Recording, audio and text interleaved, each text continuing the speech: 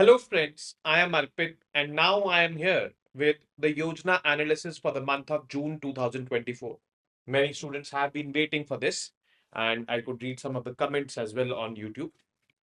But yes, we are here with this particular edition for the month of June, and this month's edition was all about forts in India. So, from the history, last month's edition also was from the history. It was about weaves of India. So cultural aspect was there. Now, in this month's edition, we will be talking about forts. So as we go every month, we will be covering this month also in three parts. In the first part, we will be covering two topics: forts in Indian history and role of forts in Indian history.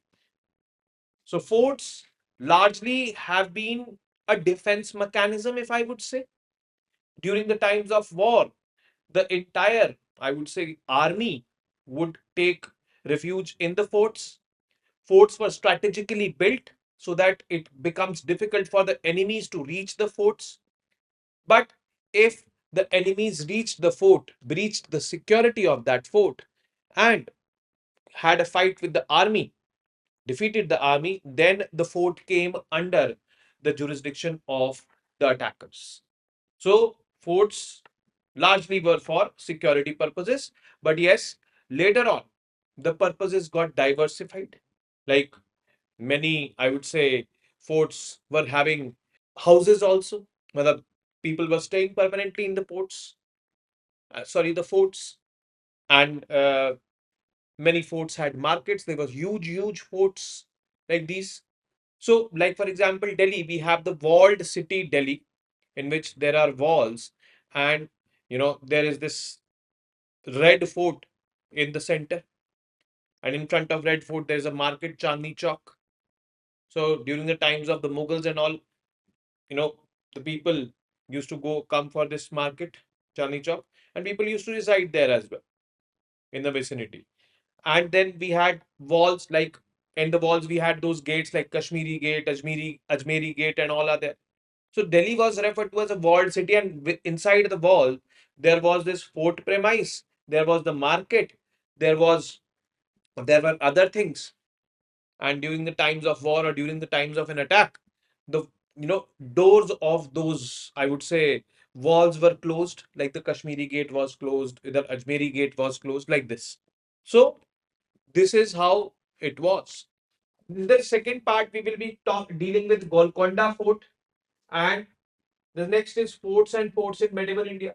Golconda Fort is in Telangana, Hyderabad it is. Forts and ports in medieval India. Actually, we will be dealing with forts and ports in Maharashtra, because Maharashtrian history definitely is very much interesting. And during the medieval period, the forts did play a major role, and the forts were there in or on in the coastal regions, and those towns or cities where the forts were, those were also the port cities. But with the development of Mumbai as a major port city in Maharashtra, the relevance of these fort cities and whichever having ports came down. So all these things we will see over here. And in the third portion, we will be seeing India on UNESCO World Heritage List. India on UNESCO World Heritage List. Simply, we will be talking about the types of sites which UNESCO recognizes, like cultural sites, natural sites, mixed sites. All these three kind of or sites from all these categories are present in India. There are total 42 sites which are present in India, and out of 42, two have been selected last year, that is 2023. There was a question also in the prelims this year with respect to the two latest entries in the UNESCO World Heritage List, and the latest two entries were Shanti Niketan and the Hoysala temples in South India, that is Karnataka and all.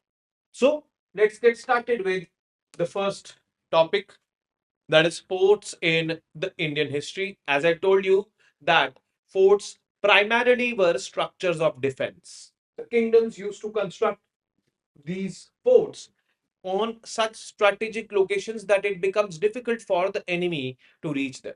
Forts were constructed in such a way also, like high walls. It is difficult for the enemy to climb. Fort was circumscribed by a water body, and when the door of the fort closes, you cannot jump over the water body because the width was too high. So these kind of defense mechanisms were also used in building forts. Forts were built in difficult terrains so that you know it becomes difficult for the enemy to reach there. These kind of tactics were adopted. Why? Because primarily forts were structures for defense. Using local resources and technological advancements, these kind of things did happen. Like I told you that the forts were circumscribed by water bodies, some of them, so that in times of an attack, it becomes difficult for the enemy to cross that water body. How was security ensured? They were strategically built based on the terrain, with hill forts on rocky terrains and massive walls in the plains. So you will see many, many forts on the hills. Whether you go to Rajasthan, you go to Maharashtra, so you'll see the forts built on the hills.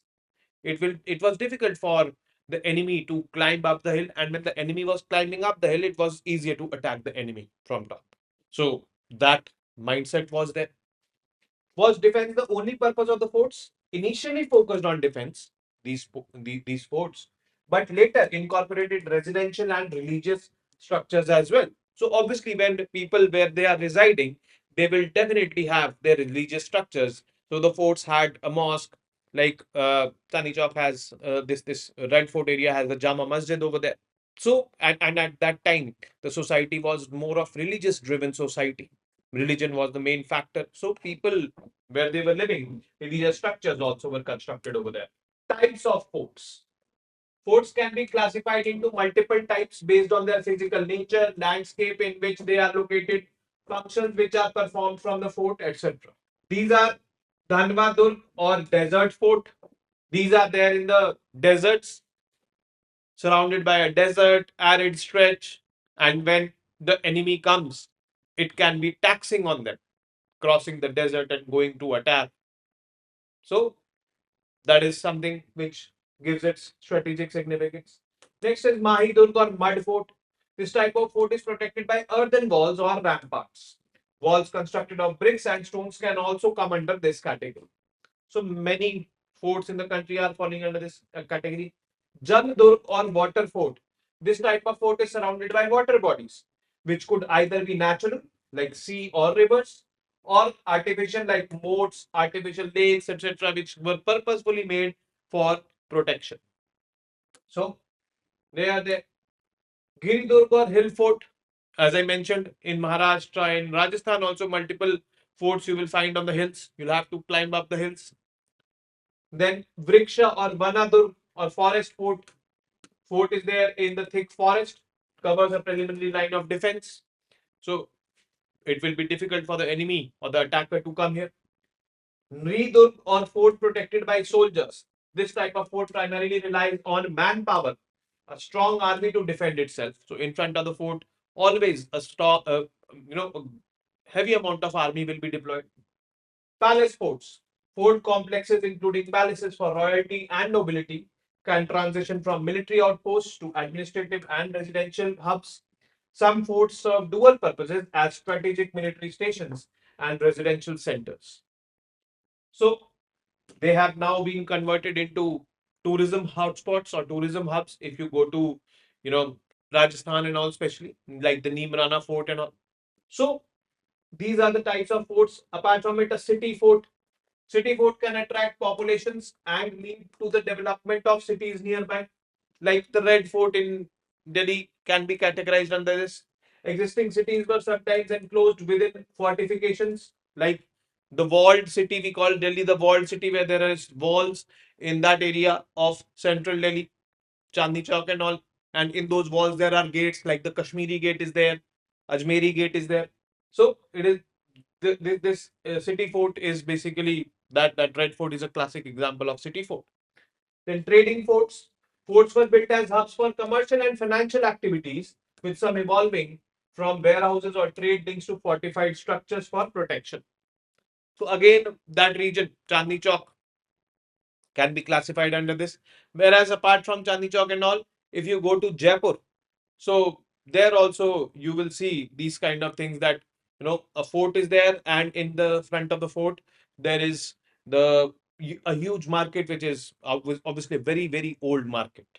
Many a time, forts of India display a combination of these categories as well. Like, for example, the Jaisalmer fort is also a hill fort in addition to being a desert fort. So, desert, and that in the desert there is a hill. So, Jaisalmer fort is located on that hill, and there's desert in the vicinity. The Kalinjar fort is a Giridurg as well as a Vanadurg. So, Kalinjar fort is in the jungles on the mountains. The Gagron fort of Rajasthan combines the features of a water fort and a hill fort.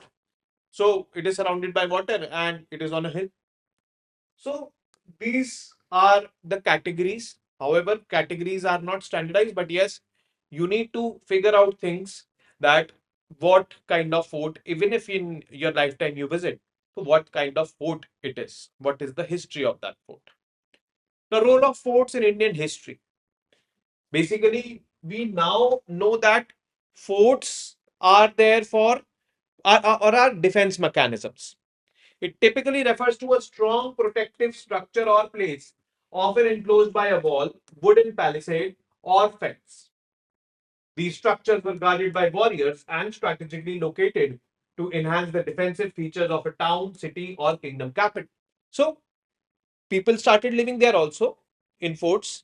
But yes, earlier the forts were simply defense mechanisms. During the times of an attack, people used to take refuge in a fort. But later on, you know, people started living their lives there. Forts were made grand, and it depicted the taste of the ruler. Definitely it did. And the more grand it is, the more bigger the ruler is. It is like this.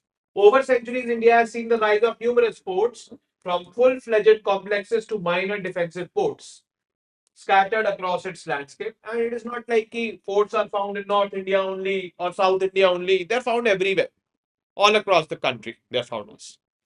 When we talk about early fortification in the prehistoric era, that is when we talk about Indus Valley civilization. In Indus Valley civilization in ancient history, you will read about the classification of towns. The town was classified into citadel and the lower town.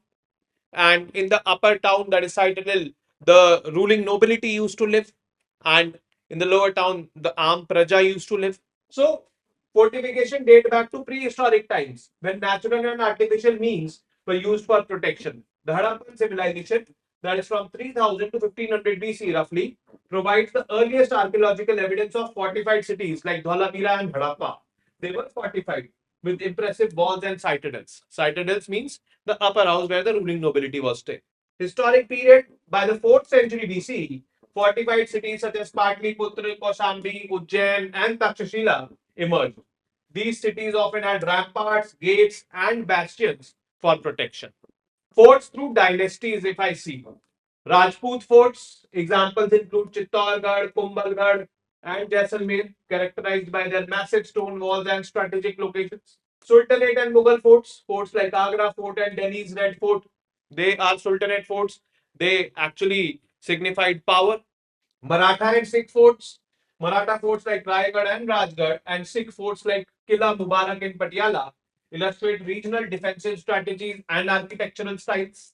And then the colonial forts built during the colonial era, European powers built forts such as Fort St. George in Chennai and Fort William in Kolkata, incorporating European defense techniques, and European architecture is also displayed over there. Significance of the ports, or sorry, the forts. These two words are quite synonymous, or in pronunciation. So there is this kind of thing which happens. But yes, anyways, significance, strategic importance of the forts. Forts were crucial for the defense of kingdoms, protecting against invasions and serving as military strongholds. That is the primary importance of the forts. Political and administrative centers, these were.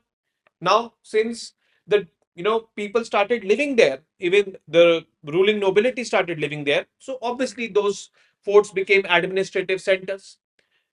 The Sabha used to be there, the ruling class used to sit over there, kind of the cabinet of that time used to sit over there. So it is like this. The darbar used to be conducted over there. Cultural and architectural heritage. Forts are a testament to India's rich cultural and architectural heritage. Actually, they are. Not recently, but yes, a few months ago, I visited Jaipur. During Holi, I visited. And in Jaipur, there's this Amer Fort. And on that Amer Fort, if you go, it is also there. A water body is there surrounding it. And it is there on a hill. So, but nowadays, in modern times, we can construct road and all easily. So we did that. And we went there. And once we went there, so we saw a light show over there. And in that light show, they were, telling the story of that particular fort that had linkages with the Mughals, and that patronage which the rulers had living in that fort was amazing. And it was recorded in Amitabh Bachchan's voice. So if any one of you gets a chance to go to Jaipur, do visit that show, the light show in the night times. It is conducted over there in the Amer Fort. So worth seeing it. So it tells us about the rich cultural and architectural heritage that particular fort, or any fort for that matter. Economic and trade control. Strategically located forts controlled trade routes and economic resources, particularly those ports which were there in the coastal regions, in the port towns, especially in Maharashtra and all. So they used to tell us about that as well. So this was the significance of ports. Primarily defense, then administrative centers they became, then economic centers also they became. Multiple types of forts are there in the country, which needs to be understood. And completely, this is history and factual knowledge is there. Now, with this, the first part is completed. I will be seeing you in the second part now, where we will be dealing with the Golconda Fort and the forts and ports in medieval India, where we will be talking about the ports and forts in Maharashtra. And after that, the third video where we will be talking about the UNESCO heritage sites in India. There are 42 sites, so I will not be discussing each site one by one, but yes, I will be discussing the procedure of including any site in that particular list. I will be discussing I would say, ways or the criteria which is required for a site to be labeled as a UNESCO World Heritage Site. And then there will be a link, which if you press on that link, you can go to the entire list, the 42 sites in India. So I'll be seeing you in the second part. This is it from the first part.